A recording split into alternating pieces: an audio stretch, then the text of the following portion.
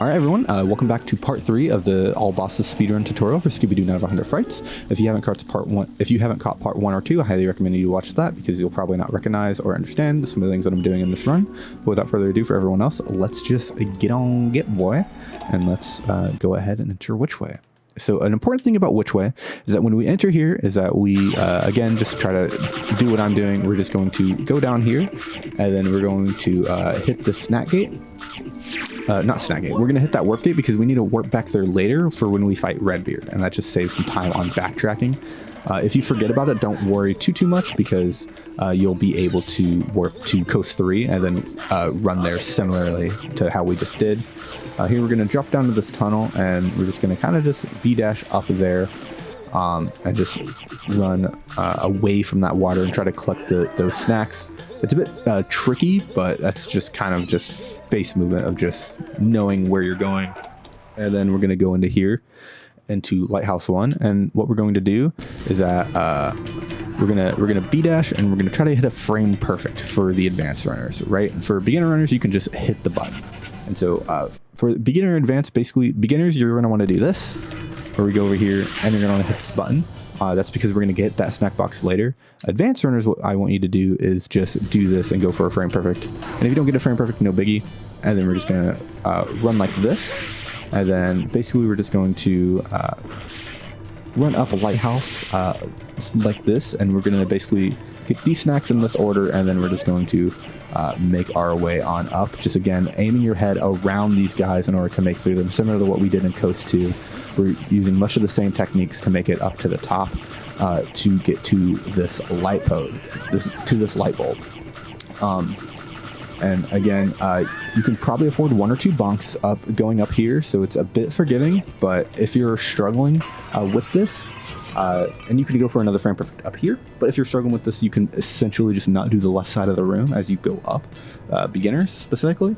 And so, and then from right here, advanced runners, you just want to skip forward a bit. From here, we're going to do another pause storage, and essentially we are going to warp back to the mystery machine. So if you're on the advanced route, just ignore this, what we're about to do here, and just go do a pause storage after you collect the Super Smash upgrade, which allows us to ground pound, and just go to mystery machine, and then you can skip forward a little there. For beginners, what we're going to do is we're going to fall down to the bottom here, and then we're going to ground pound this. This will already be open, and then we're going to collect the snack box, and then we're going to fall in here, and then we're going to do a trick where we're going to do one of these, and we're going to do that, and we're going to jump up here so that we can get to this this warp gate so that we can warp away.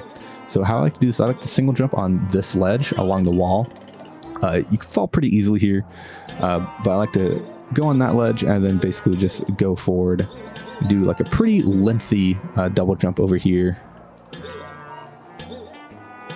Just make sure you have the max length required, and then we're just gonna jump up here. If you're struggling with this, I kind of hold in between the up left notch and the up notch for my angle to get over there, but that's just, you know, just a bit longer of a jump. And then once you scale up here, we're gonna warp to Mystery Machine. And then from here, we're going to backtrack to Misbehavin 1. And the reason that we're doing this is because we don't have the plungers upgrade. And you might be wondering, well, don't we need to get the plungers? And that's because in this category, we actually don't need to get the plungers upgrade because we don't need the plungers to fight any of the bosses. And we only need the plungers in order to get up the Misbehavin 1 slope that we unlocked before with the keys, right? And so if you know the way back to Misbehavin 1, you can just skip forward here. But for the rest of you that just want to watch me move through here, we're literally just running it down in a straight line until we get to Misbehavin. There's literally nothing else going on. But basically we're going to set up for a trick known as Plunger Skip, which saves about 2 minutes off the run, because normally you would go into like Creepy 1, 2, and 3, and at the end of Creepy 3 is where the plungers are. And then you would acquire the plungers and then make your way back here and do all the backtracking in order to get to Misbehavin 1, and then we're going to do Plunger Skip. And then you would walk up the hill with your plungers. But we can save 2 minutes off the run by just not having to do that, essentially. And yeah, we're just gonna make our way back to Misbehavin 1.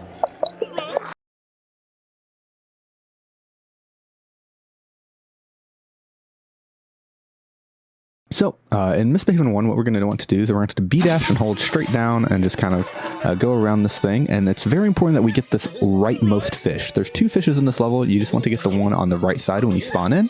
And that's because he has the leash range required to get all the way over here. If you get the wrong fish, basically just, you know, go get the right fish. And then we're going to bounce off his head and then jump up and and get into the loading trigger like that. I'll show it again, a bit slower, but essentially just get these snack buckets on your way over and just jump so that you're not sliding all over the ice. And then basically from right here, we're going to jump up, and then you see X to enter, and we're basically just going to jump up like that. I'm just going to get hit by him again, but again, double jump, ground pound, jump up, and then you should be able to hit the trigger like that. It's a pretty straightforward trick. And then we're just gonna make our way up. I'm not gonna spend too much time on that because it's pretty straightforward. And then we're just gonna basically B dash through here. I did not mean to hit that guy. You know, be better than me. Don't hit that guy. But we're just gonna make our way through, and then we're gonna go into Misbehavin 3, which if you are familiar with this run or you've ran some other categories before, you're gonna know that Misbehavin 3 is an auto scroller, and basically just and the only thing you need to know is that there is a camera shift near the beginning of this level. So I will talk about that just so you can get to the button a bit faster, so you can actually initiate the auto scroller faster. How we're going to do that is we're going to hold in between the up right notch and the right notch, and then when this goes back, when that fade goes back, we're going to do a full jump into the camera trigger. So again, in between the up right notch and the right notch, fade goes away, full jump. And then we're here and we hit the camera trigger, and then we can flick back the camera to us.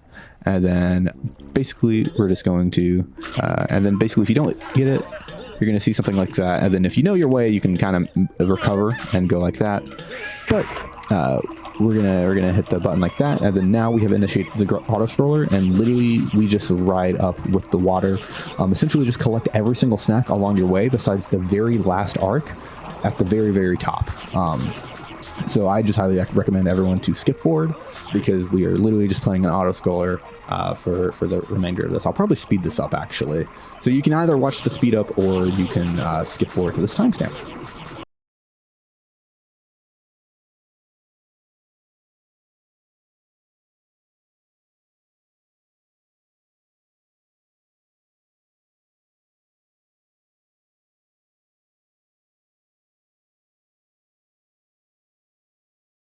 All right, so in this next one, Tight Spot for Grave Plot, there's going to be a cutscene here. We're just going to kind of sit through it, and I'm just going to show a trick known as Beat My Keys. Beginners, this is an optional thing that you can learn if you want. If it's too hard for you, you don't need to do it. But for the advanced learners, what we're going to do is that we're going to B dash, get that key, and then we're basically going to hold up into the shovel. As soon as we hit that key, we're going to B dash again, and then dip down and get that key, and then we can get the keys in one cycle, and then we can make our way into Grave Plot 2. I'll show it one more time. But again, what we're going to do is that we're just going to jump up here, and importantly note that these ghosts are RNG, and sometimes they can just be in your way and knock you down to the pit, which is unfortunate. But if it's in your way, just try to jump around the ghosts like this. And then that is Beat My Keys, which is just a key cycle. And then when we enter this next room, just hold down right, and we're going to fall off and skip this cutscene. There's just a really long cutscene there, so just Death Abuse. And then from here, there is another big strat difference. So beginners, just skip forward to this timestamp, and then advanced learners, I'm just going to show you the advanced way, which is what we're going to do right now, which is we're just going to go over here, jump up like this, and then we're going to knock down this urn, jump, and then go over here. So let's explain that a bit more. So what we're going to do is I like to jump along like the left side of this thing along the wall here, kind of around the left side. And then I like to jump out and up. And then I like to hold kind of like to hold the up right notch. And then if that doesn't work, I like to hold kind of more up. And even sometimes even like straight up. But if like the upright notch is not working for you, you can essentially switch to in between the upright and the up notch to scale up here. Pretty simple jump. Sometimes these ledges can be cringe, but I like to go a bit more outside just because it makes it a bit more consistent. And then from here, this is the hardest part of the jump. We're just going to jump twice straight down, and then when we initiate our super smash to super smash over here, we're going to switch to the down right notch. So we're gonna go down notch. So like on the first jump, we're gonna go down. On the second jump, we're gonna go down. And then when we initiate the super smash, we're gonna hold down into the down right notch. So again, down notch, down notch, down right notch. And then when we super smash, we should land on here. And then from here, it's pretty straightforward. We're just gonna jump on this. Be sure to jump on that. And then we're gonna jump on this 5 times. 3, 4, 5. And then we're gonna just jump off of that. And then we're gonna make our way over here, hit this, and then we're going to do another skid jump, and we're going to try to make our way to the top of that. So let's just try to show the whole trick in sequence without dying Lamau. But again, we're just going to jump up here, down, down, down right, jump over here, jump off this, 1, 2, 3, 4, 5, double jump here so the momentum doesn't suck you down from the urn. Jump across here, B dash, and then release the R button, initiate a skid jump, and then make it up here, and then hit this urn down. And then basically I like to hold direct right after I hold this urn down, and then once I land, I like to B dash over here, and just be sure to, and then be sure to not hold down, and then be sure to, like, after you initiate this B dash, and you go through here, be sure to jump and release the R button. And then advanced runners, skip forward again, because we're going to discuss why you do that after I show the beginner route. So just skip forward right now, advanced runners. All right, so beginners, what we're going to do is that we're just going to scale this room. We're just going to participate in this auto scroller. You don't have to do any of you don't have to do any of these like super smashes that I'm doing. I just do them for swag because it's fun.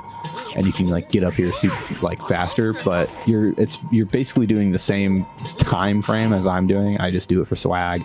That's all. But just try to hit all these things along the wall, and then here's the only time where it does save time to do a super smash. So that one's useful, but none of them are. And here we're gonna jump on this 5 times, and then we're just gonna fall down with this, and then I want your hands off the controller here. So, hello, beginner and advanced runners. Basically, as soon as you hit all 4 urns down, you do not want to skid as soon as the 4th urn falls. And that is because the next room, essentially, we need the skid frames from our skid in order to, we need all of our skid frames in order to skip the cutscene. And so what I mean by that is, beginners, we're going to collect that, and we're going to jump over here. And what I mean by that is that, let's say I skid right now. I skid, right? I release the R button, I skid into the door like I skid into every other door, and then I hold in between the down left notch and the left notch. I don't skid, right? But if I go over here and then I jump into the door and release the R button to just make sure I'm not skidding as I'm entering, or skidding at all, essentially I get the full skid and I go off the edge. So essentially, like advanced runners, when you come down here and you B dash down, you're gonna want to jump into the door. And beginner runners, I just recommend you to have your R button released as soon as you hit all 4 urns down. Just release the R button and then just walk over here. And then again, when we enter this door, we're going to hold it in between the down left and the left notch. And we're just going to simply just skid off, and we're going to skip this 8-second cutscene. And then we're just going to make our way around this guy. There are 2 different cycles with those werewolves. I'm not going to go into it. Basically, one is if he's in your way, you can try to frame perfect him. And then if he's out of your way like that, you can dash around him. And then here, we're going to do potentially the hardest skips in the game, where we're going to do a 600 gate skip. And how we're going to do this trick is that we're going to hit this warp gate. We're going to go up and to the left, and we're going to hit this warp gate, and then we're going to warp to it. That's the trick. Essentially, these 2, and we're going to enter this room, which is the green ghost room. And essentially, those warp gates are just copy and pasted code. So if you activate one, the others activate it, so you can warp in between them, even though you haven't activated both of them. And then we can skip the 600 gate, and then we can make our way into green ghost room. And then we're simply just going to make our way over here. And then we're going to fall down here, collect this key and snack box, and then we're just going to kind of make our way up here and collect both of these keys. I like to super smash this guy just because he's a bit annoying. Sometimes he attacks you. And then we're going to fight Green Ghost. Again, if you all know how to fight Green Ghost, you can skip forward, because basically how the Green Ghost boss fight works is that he flies over these coffins, and then we super smash them, and when we super smash them, we want him to fly over and get sucked off. And basically we want to suck off Green Ghost 3 times, flushed emoji. When you give him to suck 3 times, we win. This is this and all the bosses in this game are RNG for the most part. So that is just what's happening here. And so sometimes I like to get hit intentionally here just so that I can all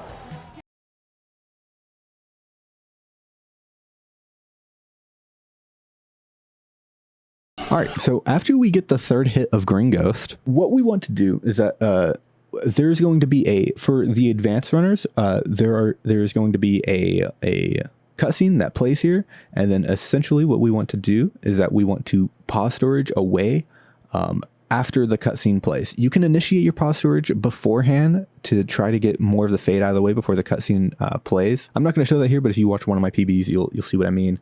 And essentially, we're going to warp from here to which way. And for the beginners, what we're going to do is that we're just going to unpause the game, and then we're going to do a double jump and super smash over here.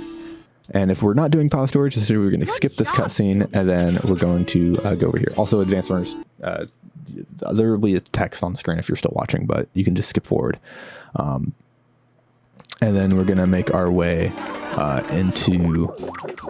we're going to make our way over here to which way. And again, we're going to pause storage, advanced runners, beginner runners, we're just going to come over here, and then we're going to make our way through to which way. This is the end of part 3 to the tutorial. So if you all have been enjoying, be sure to like and subscribe, and I'll see you all in the next one.